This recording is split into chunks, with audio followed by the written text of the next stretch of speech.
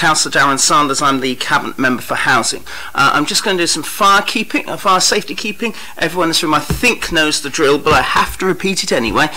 So if the continuous fire alarm sounds, please evacuate this room and public gallery by the stairwells. Do not attempt to use the lifts. Please assemble at Queen Victoria's statue in front of the civic offices. In order to comply with the Portsmouth Cultural Trust fire marshal regulations, because we're in a building run by the Portsmouth Cultural Trust, anyone who signed into the Guildhall reception desk should remember to sign out when leaving the building after today's meeting. Now, this is all being web streamed. Hello to everybody who is watching. And I need to draw everyone's attention to the fact that this meeting is being filmed from a camera at a fixed location at the back of this meeting room, and the recording will be on the Council's website. The camera will mainly capture the backs of anyone making deputations, but there will be some footage of them as they approach, which doesn't apply now because they've all approached anyway, and leave the table where the microphones are located, and of people entering or leaving the room whilst the meeting is in progress. Members of the press and public are also permitted to record the meeting on the understanding that it neither disrupts the meeting nor records those stating explicitly that they do not wish to be recorded. Please can everyone remember to use the microphones provided when they are speaking. That is luckily the formal bit. So my next task is to get everybody to be introduced. I shall start on my right. Joanne Miles-Smith, Democratic Services. James Hill, Director of Housing, Neighbourhoods and Building Services. Alison Cloutman, Supported Housing Business Partner. Jo Bennett, Head of Business Relationship Growth and Support. Wayne Layton, Finance Manager. Councillor Gemini, Paulsgrove Ward. Councillor Joe Hooper, Paulsgrove Ward. Councillor Tom Coles, Opposition Spokesperson for Housing. Tom's being kind. He's the Labour Opposition Spokesperson for Housing, just to be completely accurate. But thank you very much. So my next task is to find if are there any apologies for absence, Joanne? I don't have apologies from members. I've heard from the Residents' Consortium who've sent their apologies. Please record the Residents' Consortium apologies. Does anybody have anything interesting to declare? This may be a relative term. This is onto the Declaration of Interests file. Joe, you're looking pensive, which always worries me. But there we are. So there is nothing to declare.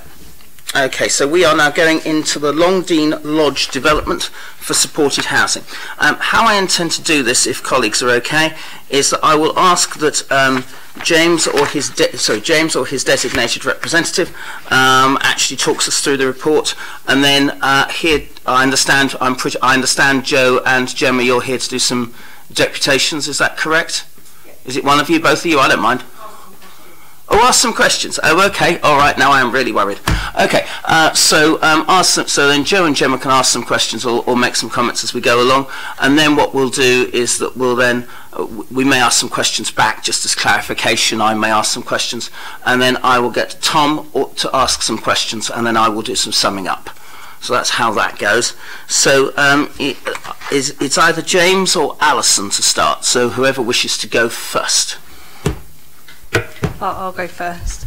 So the site, former site of the Longdean Lodge up in Paulsgrove, came to the forefront as a good replacement site for building new properties to go into the supported housing portfolio.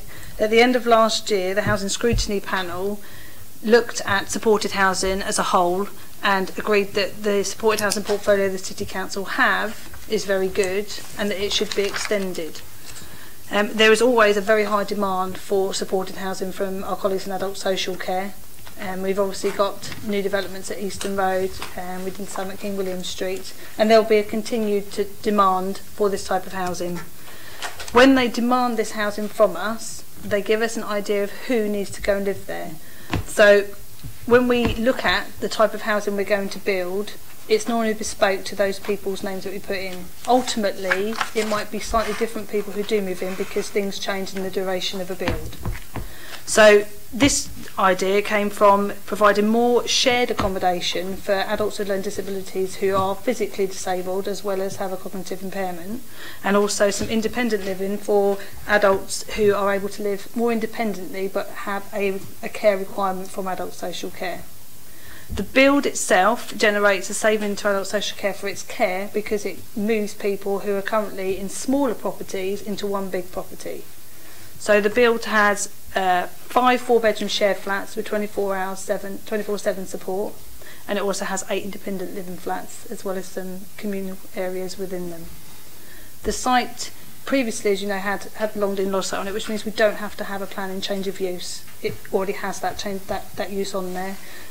With the good bus routes, as we've talked about previously with Darren, it allows those 8 independent people good route into Cosham and down into the city as well. Is that it, Alison? Thank you.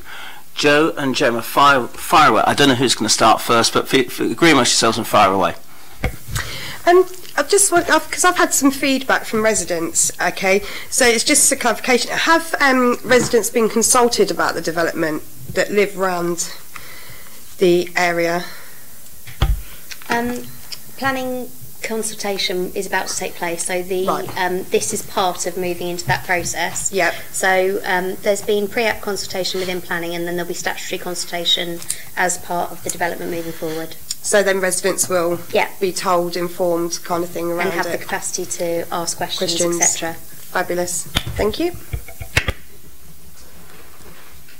Right, I'd just like to say, because obviously we'd had a chat before about this, I think it's a fantastic initiative, but local residents do have some questions. So one particular chap I've been speaking to has expressed concerns that the land once was deemed to be contaminated. Have you got any further information on this? And if this is the case, can you explain how this matter has been rectified? So, as part of the pre-application work and as part of the start on site, etc., there will be work to look at the soil, to look at how foundations will be laid, to look at that. And if there is soil contamination, there will either be a need to look at how that soil is removed from site or how it's managed in situ. So that would be a standard test that would happen as part of the environmental works relating to a build.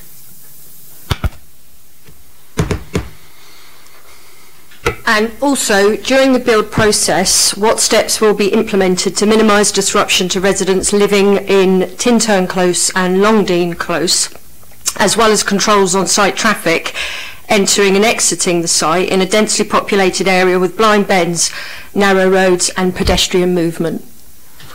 So as part of the design stage that will go forward now with the contractor, what we will look at is a site plan that looks at construction movements as well as time. We always aim to look at considerate measures for those living nearby. Things like weekend work, loud work, any very heavy duty work would always be consulted, and we would expect our build contractor to be communicating throughout the period of the build with the local residents to make sure that there's a possibility for them to feedback anything that's difficult and to be aware of when noisy works will be happening. Residents have also inquired as to why the old building was condemned. Was it not fit for refurbishment or adaptation? The Longdean Lodge site was found as surplus to the needs of adult social care at the time. This site came to us following that decommissioning. I can ask the question of the project manager who dealt with Longdean Lodge. I personally don't know the answer, as it came to us as a redundant site. Can you explain more about the grant component of the funding? How will this work?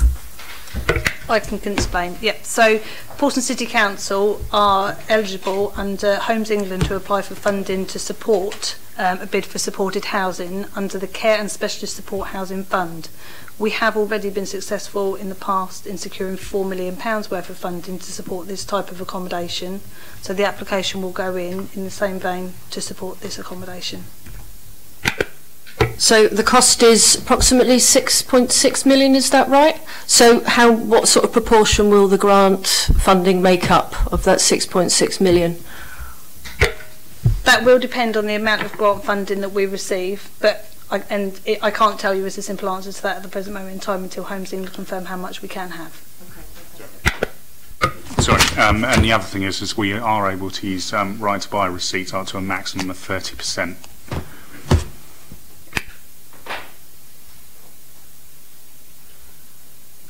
Okay, I noticed the property has been described as supported housing for people with learning disabilities. Now, you've already alluded that that client group might change. Yet there is a caveat in the Equality Impact Assessment detailing that the property could well be used for clients with adult mental health issues and vulnerable adults. I, of course, would understand why you would need, obviously, to keep that flexibility, but could you clarify a couple of things for me, please? Could you firstly define what is meant by vulnerable adults? What kind of service users does this label define? The statement that Alison made earlier about how the client group could change, it isn't the client group, it's the particular individuals within that client group. So there is already, this property is being developed with a very specific cohort in mind. Obviously, at the point that we come forward to the day that we open, if those people are not in the same circumstances, then they would not be the exact individual that would move in. That's what she meant by that. The property is being commissioned for our adult social care partners. A number of our clients within that group have either a single diagnosis or a dual diagnosis, and what we provide is a service for supported living. So the requirement from our perspective is that the people living there need the level of support that that property provides, and that is a very specific client group, so it's unlikely to have significant change. Okay, fantastic. Well, that answers my second question as well. No, that's it for me. Thank you. Are you sure? I don't want you to come back after we've all finished, you know, because that's a bit. But thank you very much for raising all those questions. Tom? Everything I had prepared has been covered already. Joe's answered all your questions. This is excellent news, excellent news. Right, so this is my turn. I now have to declare a minor interest in that I chaired the scrutiny panel that Alison referred to earlier on, so I know how important it is to try and have this sort of accommodation. I want to put on record my thanks to our predecessors, Luke Stubbs as portfolio holder for adult social care, and Jenny Brent as portfolio holder for housing, as well as to my colleague Matthew Winnington since May, who's the portfolio holder for adult social care. This is an incredibly good idea, and I know how much things have improved for my own ward in terms of both Easton Road and Moorings Way as well, and I believe that this is going to be a significant improvement and investment in the city, and I'm delighted we've got some praise from some of the Paulsgrove councillors, so I'm delighted.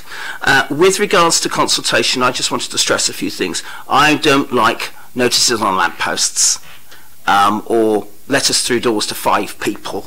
I had similar problems with that with Kingston Prison and told the planning department to go more widely, and I want to make sure that the consultation is genuine and meaningful, because there are clearly some issues around the edges, some of which have got absolutely nothing to do with whether it gets planning permission or not, but which really, really matter to residents, and I want to come to that in a bit.